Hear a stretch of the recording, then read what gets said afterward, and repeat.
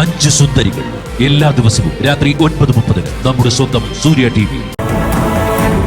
അതിന് ഞാൻ നോക്കിയിട്ട് ഒരു മാർഗമേ കാണുന്നുള്ളൂ. അതെന്ത് മാർഗം സാർ? സ്വാമിയുടെ പേരിൽ നമ്മൾ തമിഴ്നാട്ടിൽ കുറച്ച് സ്ഥലം വാങ്ങിച്ചിട്ടില്ലേ? അതെ. നമുക്കതങ്ങ് വിറ്റാലോ? അന്നേ അത് വിൽക്കാൻ നോക്കിയതാണല്ലോ സാറേ, അത് നടന്നില്ലല്ലോ. അന്ന് വിലയുടെ പ്രശ്നത്തിലല്ലേ കച്ചവടം നടക്കാതെ പോയത്. ഇനിയിപ്പോ വില അല്പം കുറഞ്ഞാലും കുഴപ്പമില്ല, ആവശ്യം നമ്മുടേതായി പോയില്ലേ. ശരി, സാറിന്റെ ഇഷ്ടം അങ്ങനെയാണെങ്കിൽ അത് നടക്കട്ടെ. പക്ഷെ അത് നല്ല സ്ഥലമായിരുന്നു. പണത്തിന് പണം തന്നെ വേണ്ടേ സ്വാമി? അതിന് വേറെ വഴികളുണ്ടല്ലോ സാറേ. എന്തു വഴി? തങ്കച്ചേറ്റൊന്ന് കോംപ്രമൈസ് ചെയ്താൽ പോരെ? വീടും ആശുപത്രിയും വിട്ടുകൊടുത്തുള്ള ഒത്തുതീർപ്പല്ലേ? അത് നടക്കില്ല സ്വാമി. ആശുപത്രി പോയാലും കുഴപ്പമില്ല, പക്ഷേ ഈ വീട് അതെന്റെ പ്രാണനാടോ സ്വാമി. ഒന്ന് സംസാരിക്കുന്നതിൽ തെറ്റില്ലല്ലോ. ചില വിട്ടുവീഴ്ചകളൊക്കെ അങ്ങോട്ടും ഇങ്ങോട്ടും ആവാലോ.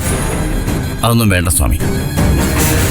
ഇനിയും നമ്മൾ അങ്ങോട്ട് ചെന്നാൽ അത് പിന്നെ അവരുടെ കാല് പിടിക്കുന്നത് പോലെയാവും. അത് മോശമല്ലേ സ്വാമി? നമ്മുടെ പേരിൽ സ്ഥലങ്ങൾ കിടപ്പുണ്ടല്ലോ, നമുക്കത് വിൽക്കാം. തൽക്കാലം ഇത് ആരും അറിയണ്ട. 1 മാസത്തിനുള്ളിൽ കാര്യം നടക്കണം, മനസ്സിലായില്ലേ? ശരി സാർ, ഞാൻ എൻ്റെ പരമാവധി ശ്രമിക്കാം. ശ്രമിച്ചാൽ പോരെ സ്വാമി, നടന്നിരിക്കണം. അത്രയ്ക്ക് സാമ്പത്തിക പ്രശ്നങ്ങളുണ്ട് എനിക്ക്. ശരി.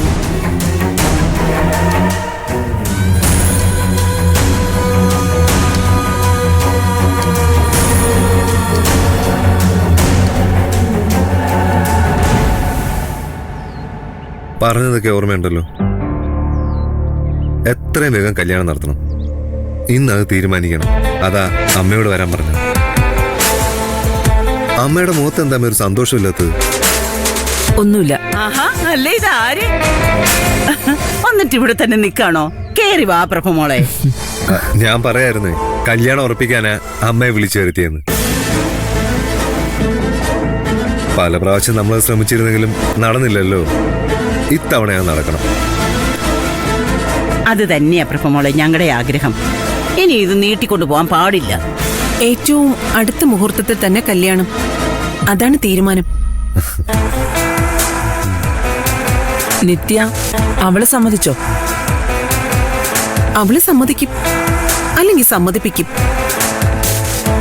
വേറൊന്നുമല്ല, മനോഹരൻ സീരിയസ് ആയിട്ട് കിടക്കുമ്പോ അതിനെന്താ അമ്മേ, അച്ഛനെല്ലാം മനസ്സിലാവുന്നുണ്ടല്ലോ. അച്ഛൻ്റെ ഏറ്റവും വലിയ ആഗ്രഹമായിരുന്നു നിത്യയുടെ കല്യാണം.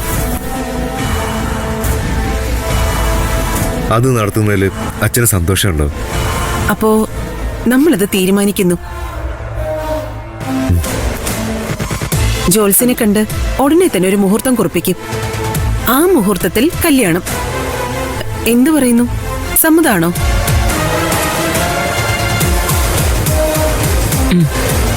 സമ്മതം. എന്നാ ഈ വിവരം മനോഹരനും കൂടി അറിയിച്ചേക്കാം. വാ മോളെ.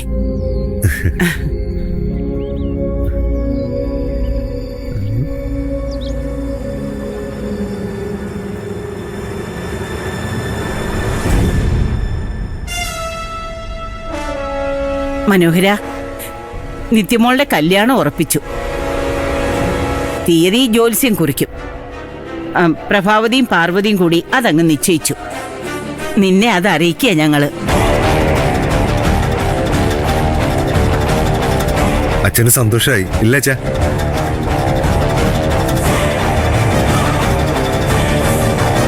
ദേ കണ്ടോ, ആനന്ദ കണ്ണീര് വന്നോണ്ടോ? അച്ഛൻ പേടിക്കണ്ട, ഒരു കുഴപ്പം ഉണ്ടാവത്തില്ല. എല്ലാം ഭംഗിയായിട്ട് തന്നെ നടക്കും.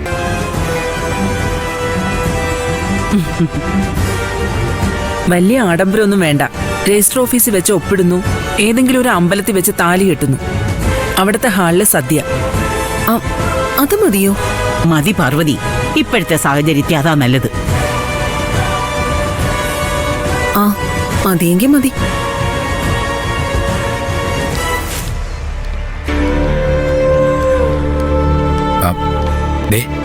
അതാണ് വീട്. ചെമ്പകം, അതാണ് ഭാര്യയുടെ പേര്. നല്ല പേര്. ചെമ്പകത്തിന് മലയാളം അറിയൂ? പിന്നെ നല്ലവണ്ണം അറിയാം. ഞാൻ ആ ഭാഗത്ത് മാറിയിക്കാം. എല്ലാം കഴിയുമ്പോൾ എന്നെ വിളിച്ചാൽ മതി. ആ നിൽക്കുന്നത് ചെമ്പകം. എന്നെ വിളിച്ചാ മതി.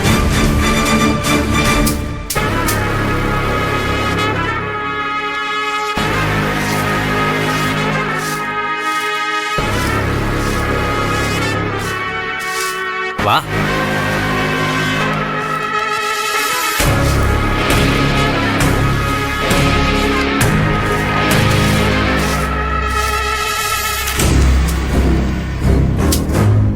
യാര്? കേരളത്തിൽ നിന്നാ, മലയാളികളാ. എന്താ ഇവിടെ? ഞങ്ങള് ചെമ്പകത്തെ അന്വേഷിച്ചു വന്നതാ. ശരവണൻ, അതല്ലേ ചെമ്പകത്തിന്റെ ഭർത്താവിന്റെ പേര്? അതെ. അയാളെ കുറിച്ച് പറയാനാ ഞങ്ങൾ വന്നത്. എന്തു പറ്റി? എന്തെങ്കിലും അപകടം ഉണ്ടായോ?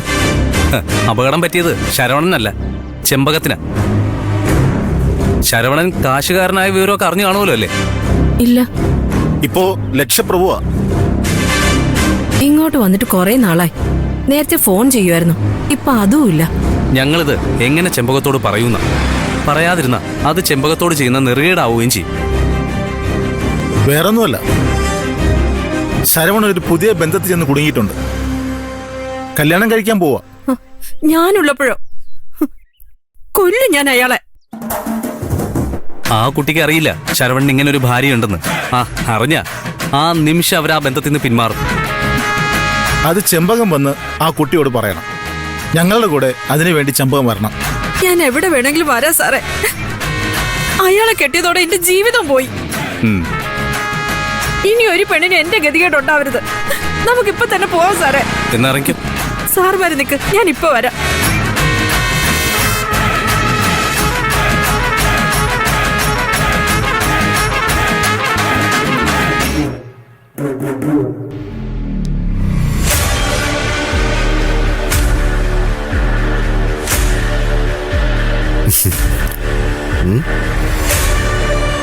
കഴിക്ക്, കുറച്ച് സ്വീറ്റ്സാ. എനിക്ക് വേണ്ട. നീ എന്തിനാ ഇങ്ങോട്ട് വന്ന്? ആദ്യം ഇത് കഴിക്ക്. എന്റെ കല്യാണം നിശ്ചയിച്ച എന്റെ സന്തോഷ. എന്താ പറഞ്ഞേ? കല്യാണം നിശ്ചയിച്ചെന്നോ? ആരുടെ? എന്റെ എന്റെയും നിത്യയുടെ. അങ്ങനെ ഒരു നല്ല കാര്യം എന്റെ ജീവിതത്തിൽ സംഭവിക്കുമ്പോ അത് ആദ്യം അറിയിക്കേണ്ടത് നിന്നെയാണല്ലോ. അതാ ഓഫീസ് ടൈം ആണെന്ന് ഓർക്കാതെ ഓടി വന്നു. ഈ സ്വീറ്റ്സിന് എത്ര രൂപയായി? എന്തിനാ? അല്ല, ആ കാശ് പോയല്ലോന്ന് ഞാൻ ഓർക്കുമായിരുന്നു. അത് ശരി, ഇത്രേ ആയിട്ടും അതങ്ങോട്ട് ഉൾക്കൊള്ളാൻ പറ്റുന്നില്ലല്ലേ? സത്യമല്ലാത്തതൊന്നും ഞാൻ ഉൾക്കൊള്ളാറില്ല ശരത്തെ.